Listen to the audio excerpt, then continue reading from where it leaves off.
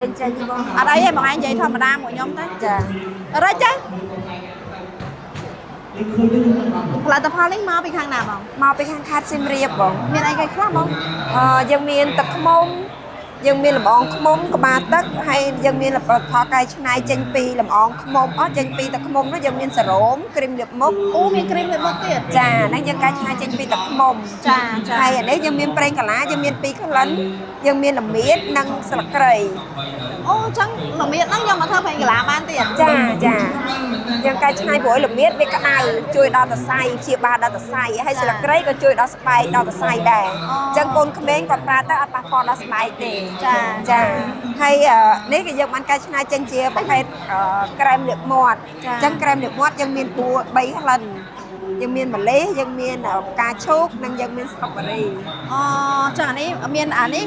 ca mà lấy nắng cứ ca tranh bị dơ rồi ca chụp này rồi dân vô tranh bị ca dân rồi ចាចាយើងចម្រាញ់យកប្រេងដើម្បីយកមកលាយក្លិនហើយសម្រាប់ការឈប់វាជួយទៅដល់ស្បែកទៀត ចាការពារ vậy tôi nhưng mà đây thôi cái phơ bị ca chụp cái bóng tâm chụp muối này ចា phần liệp play đây ta ចាបងចា luôn đang vậy bóng លក់បានបងគ្រប់ត្រូលបានច្រើន mà là giả khaiនេះបងសម្លឹងឃើញការគ្រប់គ្រងរបស់ប្រជាជនយើងមិនដែរពាក់ព័ន្ធមួយផលិតផលខ្មែរដូចជាធម្មតាគ្រឿងសម្អាងគ្រឿងអីខ្មែរយើងគាត់មិនសូវងាយប្រើឯមែនទេគាត់ត្រូវមើលថាតើប៉ះពាល់ដល់គាត់អត់ ចា មករយៈនេះយ៉ាងណាដែរបងចំពោះការគ្រប់គ្រងដូចជា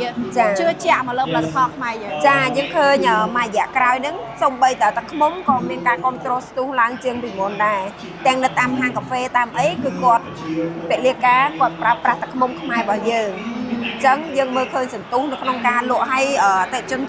ជាទូទៅយើងមើលឃើញការគ្រប់គ្រងរបស់គាត់ទៅលើគ្រឿងសម្អាងខុសប្លែកពីមុនដែរពីព្រោះពីមុនគាត់ចង់បានសលាបភ្លាមសភ្លាមតែនៅពេលដែលយើងនិយាយបញ្យល់ប្រាប់គាត់គឺគាត់ព្យាយាមឲ្យគាត់យល់គាត់យកទៅស្ដាប់ហើយគាត់នឹងសាកល្បងប្រើអ្នកខ្លះអញ្ចឹងទៅគាត់ប្រើឲ្យគាត់ណែនាំទៅពួកម៉ាក់គាត់ដើម្បីពួកម៉ាក់គាត់មកទិញយើងទៀតចាអញ្ចឹងវាបានអតិជនមួយកើតជាអតិជន10បន្ថែមបន្តទៀត ចាបង ចា បងការគ្រប់គ្រងផលិតផលខ្មែរហ្នឹងតើបានជំរុញអីខ្លះដល់បងដូចជាអ្នកផលិតឬក៏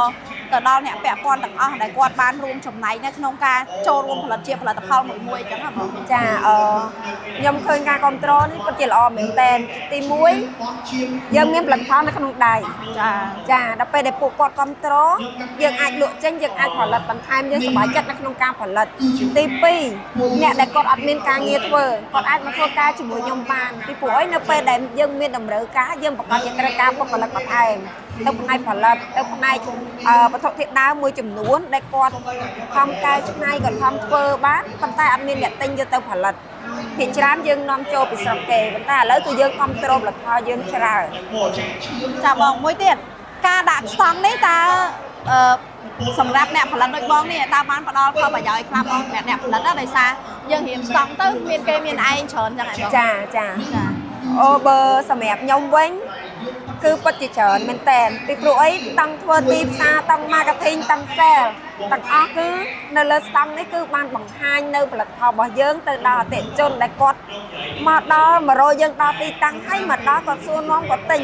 ទាំងដែលពីមុនទោះបីយើងព្យាយាមធ្វើរបៀបម៉េចក៏នៅតែជួនកាលគាត់គ្រាន់តែមើលហើយក៏ទៅបាត់ចឹងទៅសួរហើយក៏មិនសូវជាចាប់អារម្មណ៍ ចា ប៉ុន្តែឥឡូវអត់ទេសួរចាប់អារម្មណ៍ទិញសួរចាប់អារម្មណ៍ទិញហ្មង ចាចង់បានន័យថានេះជាការផ្ដល់ទំនុកចិត្តមួយដែរសម្រាប់ការដាក់ស្តង់លក់ផលិតផលខ្មែរនេះបងណា ចាចា ដូចឥឡូវនេះដូចថាគេចាប់អារម្មណ៍ក្រៅពីផលិតផលគ្រឿងសម្អាងនៅកន្លែងបងហ្នឹងមានអីគេខ្លះទៀតដែរ ចាខាងនោះគឺយើងមាន ចាបងចាបងអាចចូលក្នុងហ្នឹង ចាក្រៅពីផលិតផលទឹកខ្មុំយើងមានខាងណាគឺជាតម្បាញ ចា ខាងតកែវរបស់យើង អ្នកតកែវ ចាជាសហគមន៍ស្ត្រីដែលដើមពីស្ត្រីរៀបចំឡើងហ៎បងចាហើយយើងតម្បាញចេញដើម្បីឲ្យពួកគាត់មានការងារធ្វើផងអញ្ចឹងយើងកែច្នៃមានម៉ូដជាច្រើនខុសៗគ្នាអញ្ចឹងទៅហើយអាខាងនេះជាផាហុំយើងអាចក្រាលលើតុក៏បានយើងអាចដាក់លើគ្រែក៏បានប៉ុន្តែអ្វីដែលសំខាន់គឺម៉ូដ design របស់យើងគឺចេញមកដើម្បីនាំចេញទៅក្រៅហើយយើងលក់នៅក្នុងស្រុកក៏អត់មានអ្នកណាមានដូចយើងដែរហើយបងអាចមើលគឺម៉ូដចេញមកគឺប្លែកខុសគេហ្មង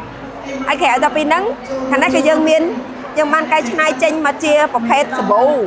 អាហ្នឹងជាសាប៊ូហ្នឹងវាមានច្រើនក្លិនច្រើនរសជាតិអញ្ចឹងណា ហើយគេដាក់ឈ្មោះតាកែវអញ្ចឹងហ្មងហ៎ ចា brand របស់យើងគឺតាកែវចា ហ្នឹងមកគាត់ឃើញដឹងខេត្តហ្មងបង ចាដឹងខេត្តហ្មងដឹងកន្លែងផលិតតែម្ដង ចាបងអញ្ចឹងអាការនាំចេញហ្នឹងតាមមានការគ្រប់គ្រងដែរអត់ដូចជាប៉ាហុំដូចអីផ្សេងដែលយើងបានធ្វើហ្នឹង ចារាល់ថ្ងៃយើងនាំចេញនៅក្នុងការមានការគ្រប់គ្រងច្រើនបងទៅខាងផ្នែកអឺរ៉ុបនិ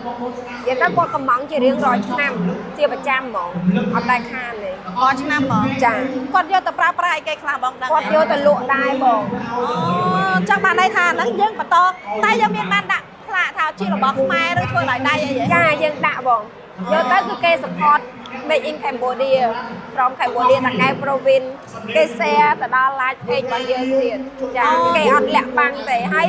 នៅកន្លែងតាកែវនោះយើងមានជា workshop យើងមានជាសាលារៀនសម្រាប់បរិញ្ញាផងដែរហើយនៅក្នុងហ្នឹងដោយគាត់នេះគាត់ជា Mr. Paul គាត់ជាម្ចាស់ brand Sona ហ្នឹងគឺជាប្រភេទអង្គការដូចជាសហគមន៍អង្គការដែលបង្រៀនស្ត្រីដើម្បីបង្កើតអាជីវកម្មដោយខ្លួនឯងអញ្ចឹងឧទាហរណ៍ថាដូចខ្ញុំរៀនខាងផ្នែកទឹកមុខនៅពេលដែលខ្ញុំចង់បង្កើត brand វា brand ខ្លួនឯងខ្ញុំត្រូវរៀនពីគាត់ណែនាំការធ្វើទីផ្សារការលក់ដូរការរៀបចំផែនការអីហ្នឹងគាត់បង្រៀនយើងឲ្យស្គាល់ពីគ្រឹះហើយចាំយើងបង្កើតអាជីវកម្មឡើងដើម្បីកុំឲ្យខុសចាគាត់ជួយស្ត្រីបានច្រើនមែនទែន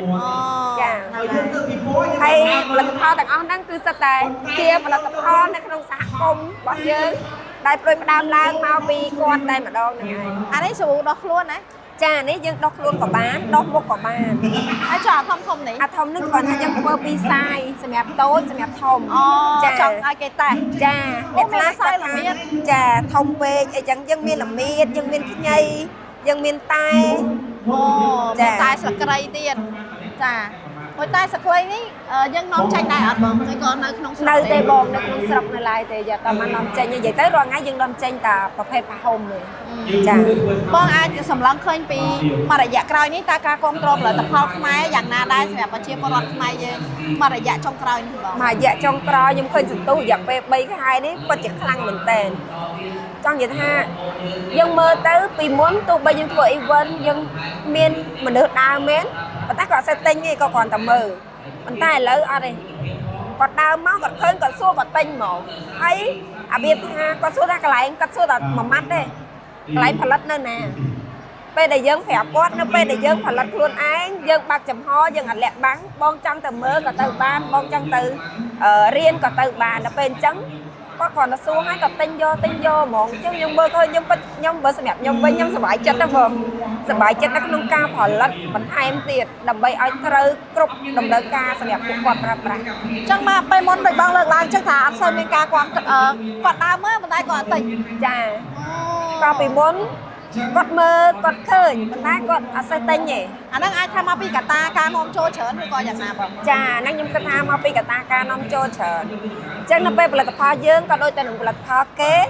ហើយបើប្រៀបធៀបតម្លៃវិញផលិតផលយើងរៀងតម្លៃរៀងច្រើនជាងគេបន្តិចខ្ពស់ជាងគេបន្តិចអញ្ចឹងវាធ្វើឲ្យគាត់មានកំណត់មួយចាប់ទិញរបស់គេនៅផ្សារក៏បានដែរហើយទី1របស់ខ្មែរយើងពីមុនពិបាករកព្រោះយើងចូលទីផ្សារគឺពិបាកតាមតូបចាប់ហួយតាមផ្សារគឺគេលក់តែផលិតផលដែលគេមានហើយដែលពេលដែលយើងផលិតថ្មីយើងតែដាក់លក់ជាមួយគេយើងទៅដាក់នៅកន្លែងគេក៏គេអត់ចង់ទទួលយើងដែរអញ្ចឹងវាធ្វើឲ្យប៉ះពាល់ទាំងអស់អតិថិជនពិបាករកទិញពិបាកយើងពិបាកលក់ឲ្យអតិថិជនហើយតម្លៃយើងខ្ពស់ជាងគេទៀតអញ្ចឹងគាត់ថាទិញស្រាប់គាត់ទិញតែមួយកញ្ចប់គាត់ហូបអស់គាត់ទៅរកទិញនៅណាចាអញ្ចឹងវាពិបាកទាំងអស់អញ្ចឹងបើសិនជាតាមម៉ាតតាមផ្សារទំនើបតាមផ្សារធម្មតាដែលគាត់ព្រមទទួលលក់ផលិតផលដែលអាចលក់នៅលើទីផ្សារបានខ្ញុំគិតថាហ្នឹងកាន់តែជួយមកតាំងទៀតហើយពីព្រោះអីទីផ្សាររបស់យើងទាំងអស់គឺប្រកាសជាផលិតផលខ្មែរយើងហ្នឹង អញ្ចឹងបច្ចុប្បន្ននេះបងមានបានដាក់លក់នៅផ្សារទំនើបដែរ យើងមានខ្លះដែរនៅផ្សារទំនើបរាល់ថ្ងៃយើងមាននៅ Eon 1ដល់ Eon 3នៅជាមួយ Amazing Cambodia ចាផលិតផលទាំងអស់ហ្នឹងគឺមាននៅក្នុង Amazing Cambodia ហើយនៅពលានចន្ទហោះក៏យើងមានដែរ អូដាក់នៅពលានទៀត ចា អូល្អបង